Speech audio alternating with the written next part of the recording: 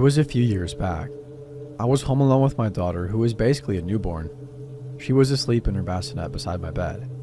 I was in my old house, alone as my ex-husband was working nights. My bedroom was on the second floor. It was around midnight when I woke up to give my daughter a bottle. As she settled back into sleep, I lay in bed scrolling on my phone trying to get tired again. I'm cautious about believing things people post to Facebook, without sources, but a few people had made the same post, and then I came across an article stating there was a murderer on the run. He had killed a man in the next town over from me and was running from police. It said they were advising people to stay inside and lock their doors, and some even received phone calls. Stuff like this was a rare happening where I lived, so of course I was freaked out. I texted my husband at work, who had a hard time believing this but told me to keep my police scanner on. I fell asleep. I'm not sure how long I was asleep for, but I suddenly woke up because the officers in the scanner were screaming, shots fired, and then I had a hard time distinguishing what I was hearing on my phone and what was going on outside. The rapid gunfire started and sounded like it was right in the street outside my window. It took me a moment to register the noise as shots to my virgin ears, and then it was like time suddenly slowed down. As I rolled off my bed and grabbed my daughter, I remember running into the hallway in what seemed like slow motion, with blurry tunnel vision with her. Away from all the windows, screaming, "What the heck is happening?" in my head. I shakily dialed my ex-husband at work, and he still wasn't really believing what was going on, so I yelled and called my mom. I just wanted somebody to talk to so I didn't feel so alone and scared. I kept telling her there was a shooting and I was crying, so maybe she didn't understand me in her half-woke state of mind. I don't even remember what happened after she realized what I was saying, because suddenly I was hanging up and putting the phone on the floor. I stayed in the hallway for I don't know how long, clutching my sleeping baby who somehow slept through all of this chaos. My body was on vibrate. Sometime later, my phone was ringing and it was my mom. I could barely focus enough to listen, but I thought she told me that she was coming over, so I told her to stay home, where she was safe. She was yelling at me that she was already on my road, but that the police had it blocked off.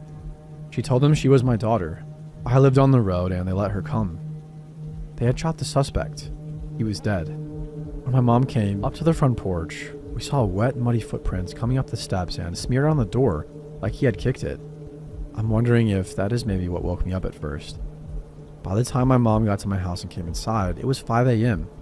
It was winter, so it was still pitch black dark outside. We sat quietly in the bright kitchen, tiredly sipping coffee and passing my daughter back and forth. My ex-husband arrived home shortly after and believed everything once he saw all of the cops and the road blocked off. Long story short, this man had killed somebody the next town over from me, about 3 to 5 minutes away, ran to my town, through my backyard to the road through the trees, and killed another person in the house behind me. That's when the cops showed up and he began to shoot at them, so they shot at him. All the gunfire that I heard. He lay dead in the measly patch of woods in the back of my house. I had goosebumps thinking about all of this murder taking place around me as I lay in bed. When my mom left and my ex-husband put our daughter back to bed, I stepped outside on the back porch to smoke a cigarette. 8 months smoke-free. I stood there smoking and watching all the lights, a stark contrast against the early gray morning. Cold. That afternoon, I ended up having to block multiple news reporters for harassing me to tell my story. I told them that I had no problem telling them the story in more detail, but I didn't want to be on television. I had not slept and had my daughter with me. They said they wanted her on camera too. After denying them, they kept asking if I was at work. They could come to my work to do the interview, so I ended up blocking them and moving on with my life.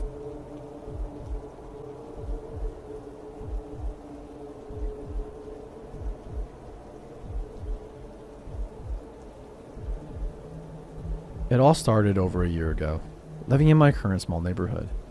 It was unusually hot in our house for October, and my sister figured it'd be a good idea to keep her window open for a bit of air. She was doing her homework and I was getting ready for bed when suddenly she burst into my room. She frantically says that she heard some noises outside, sounds of leaves crunching under a person's steps.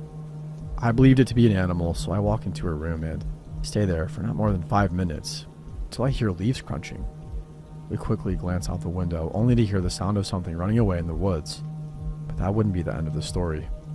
During the winter, I enjoy exploring the woods towards the back of my house, climbing trees and traveling further back to the fields. I remember the events very clearly. It had just snowed that night, the first snowfall of winter, and I was more excited than ever to head out there. I did so and climbed my usual tree to look out. I gave a cursory glance around me and at the grounds when I noticed something strange. Footsteps leading away from my house. This wouldn't be weird as long as the front of the footsteps didn't end up pointing straight at my house and the origin of them came from a seemingly long off start. I tracked them down up to a point where there was a rusty wire fence covered in snow where they disappeared. October 2017. It started up again. I was laying in my bed, pitch dark, not a light shining through my room when I heard it. My doorknob turning and my door creaking open. My heart stopped. Every single possibility of what it was rushing through my mind. Keep in mind, my door is always shut when I go to sleep.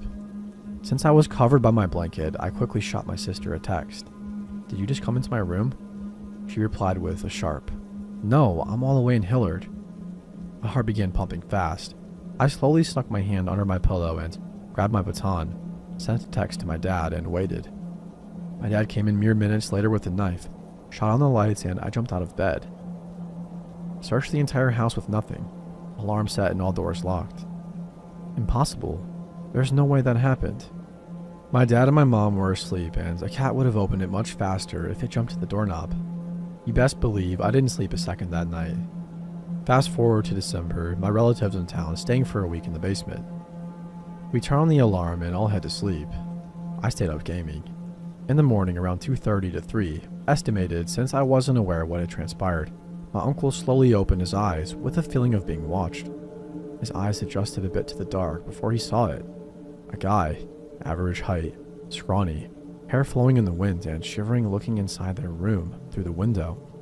My uncle screamed and they grabbed the baby before taking off upstairs. That morning I was informed what happened. I looked for footprints and saw only the smallest sign of a footprint, a front toe print made by what I could only assume was a sneaker. My uncle gave me more details without me telling him I looked for footprints, and he said the guy was leaning to the left looking in. The footprint matched his story. The left had a thin line of dirt anybody could have shimmied across. Now that leads to tonight, the night I could swear he or whatever it was had been in our house. I couldn't sleep. Life has been stressful lately, and I was up pretty much all night until I tried getting rest. Every night I've had string Christmas lights dimly light the room until tonight. I figured the lights must have been interfering with my sleep, so I unplugged them and headed off to sleep. Pillow over my head, I started to drift off until it happened. A quick strum of my guitar and the sound of something falling over with a desperate attempt to stop it from hitting the ground filled the room. This sound ignited my heart rate. Saliva developing at an extreme speed made it hard not to swallow. I could feel the presence of somebody in my room. Realizing I left my baton on my desk, I did the next logical thing. Pretend I was asleep. I tried and laid there for what felt like hours when in reality it was only a few minutes until I heard a whimper come from my sister's room. Imagining this may be the day everyone in my family was silently murdered but me, I gathered all the courage I had. I grabbed my phone, turned on the flashlight, and grabbed my baton. I busted into my sister's room and screamed, "Hey!" only to see that they were unharmed. My sister asked what the heck I was doing, and I just stood there, looked into the pitch black of my room and cried. I've never in my life felt the overwhelming emotion of believing my family was going to be taken from me until today. I sit here in my chair writing this in hopes to document my experiences and try to come to some logical conclusion. All I can come up with is that there are some guys stalking my family and perhaps sneaking into our rooms at night. If anything else happens, I'll post it to this thread. I'm gonna try to sleep now.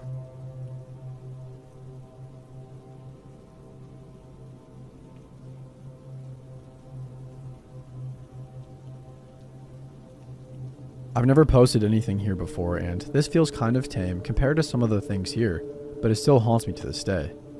This happened when I was a teenager, around 14 or 15 in high school. I had a boyfriend at the time who lived a fairly short walk from the school, and we would often walk to his place after school ended and hang out for a few hours before I went home. Because we took the same route so often, I knew all the houses and landmarks on the way. In January, I live in the north, so the winter is pretty cold and snowy. My boyfriend and I started to notice a car that had been parked in the same spot for a while. We thought nothing of it at the time. Maybe the car had died in the cold and whoever owned it couldn't afford to have it repaired. But as spring came and the snow melted, the car was still there, parked in the same spot at the end of my boyfriend's street. We passed it almost every day as we walked there after school. And as the days grew warmer, a rotten stench started to rise from the car. I joked to my boyfriend, "I bet there's a body in that trunk." And we laughed it off. But we were curious now, so One day we peered inside the car windows as we passed. The car was messy but not filled with trash or food. A discarded backpack lay across the seat, and papers were strewn here and there. It just looked like any ordinary car, except we knew that it hadn't moved for months and the smell was indescribable. The smell continued to get worse as the spring turned to summer. One day, I couldn't come over for some reason. My boyfriend and his dad decided to investigate the car. They found that the doors were unlocked and the keys were inside the car. That was pretty strange. They went around to the back and popped open the trunk. My boyfriend told me that a swarm of black flies flew up from the inside. The smell was definitely coming from the trunk. Inside were a bunch of black garbage bags. My boyfriend and his dad called the cops at this point. The cops later told us that inside of those bags was rotting meat cut into pieces. The first pieces of meat they tested belonged to a pig. But a few weeks later, my boyfriend's dad got another call. Under the pig meat were the bones of a human child. Whoever left that car sitting unlocked with the keys inside was obviously hoping the car would be stolen. It still gives me the shivers.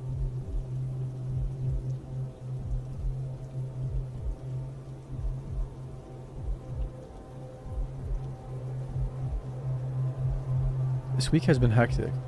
My 3 kids have the flu. All this was first, then my younger 2 caught it. After a visit to the clinic, I was heading to the CVS down the street from our house for their prescriptions. I decided last minute to drop my kids off at home with their dad so they could rest, and I could go inside the store to pick up some Pedialyte.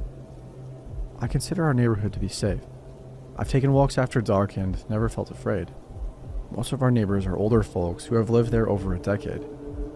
When I pulled up to the CVS, I parked on the side parallel to our street. It's darker on that side, but the entrance is right around the corner and well lit. There was a man standing outside. He walked in front of my car and I could hear him talking, but my music was kind of loud. I figured he was on his phone or something. No real red flags yet. My husband called me as the man walked back towards the corner adjacent to the entrance. I got out of my car, still on the phone, telling my husband, yeah, the kiddos have the flu. I'm picking up medicine at the CVS, etc. In a very pleasant voice, the man says to me, "Hey, I got a question for you. You know where Main Street is?" I, assuming he is asking for directions or the location of something, tell him I do. I'm still holding my phone to my ear. It's in a bright pink case, so I'm sure he could see it. Now, this man is standing directly in front of me. There is a pillar and a trash can behind him. Around the corner is a propane cage and a red box against the store's wall. Getting past him would have put me in arm's reach. Next, he asks me for a ride there. To a homeless shelter. It's very cold outside and he doesn't want to freeze. I empathized with him, but I said I couldn't. I offered to buy him some gloves and or a blanket, and to ask if an employee in the store could assist him in finding a ride. This guy's face instantly changed to pure rage. Then right back to pleasant.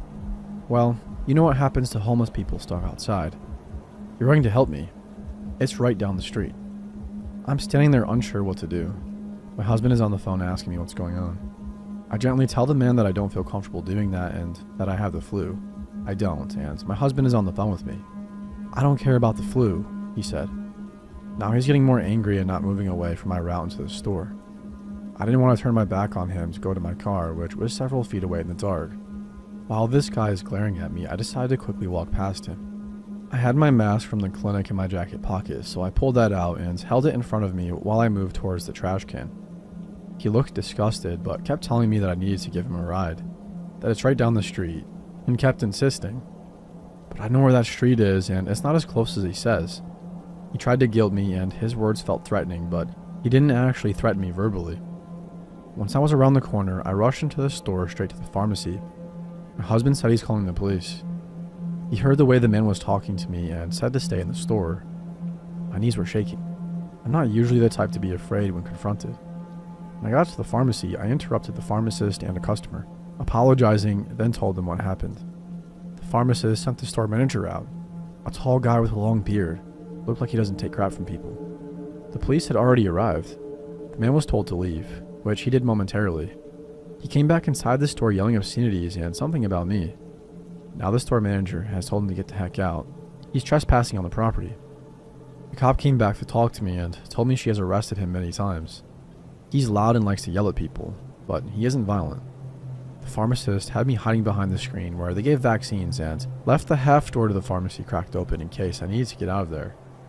The cop had also told me this guy's first and last name, as did the store manager. Is that normal? The prescriptions are finally filled and I leave the store. The police park next to my car to keep an eye on me. Oh, and the man refused a ride from the cop to the shelter. Later I looked him up. His name is unique, so he was easy to find online. Surprise, surprise. He has a long record spanning 3 states and several counties. Tons of public intoxication charges, DWI, urinating in public, assault and battery, and indecent exposure. I also looked up the homeless shelter. Yeah, as I thought, there isn't one where he wanted me to take him, but that area is super sketchy.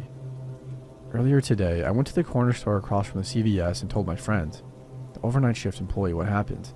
She kicks him out of the store and calls the police every time she sees him because he yells and threatens customers. But he always takes off before the police arrive. I know I could have handled that better. I was blindsided by his instant shift from pleasant to filled with rage. But big thank you to the pharmacy team who kept me safe and the store manager for confronting the creep. They didn't have to do all that. I'm also thankful my husband recognized I was in an unsafe situation over the phone. That man is still out there somewhere in my area.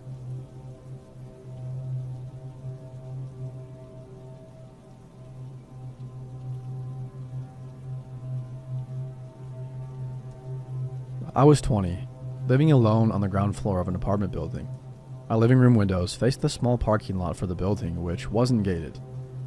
I'd stay up late, watching TV or playing games almost every night. It was winter when I first moved in, so I'd have all the blinds down at night to help keep the cold air out. Summer came and there was no AC in the apartment, so I'd open the windows and blinds at night for cool air. One night, I'm lying on the couch watching TV when I get that feeling of being watched.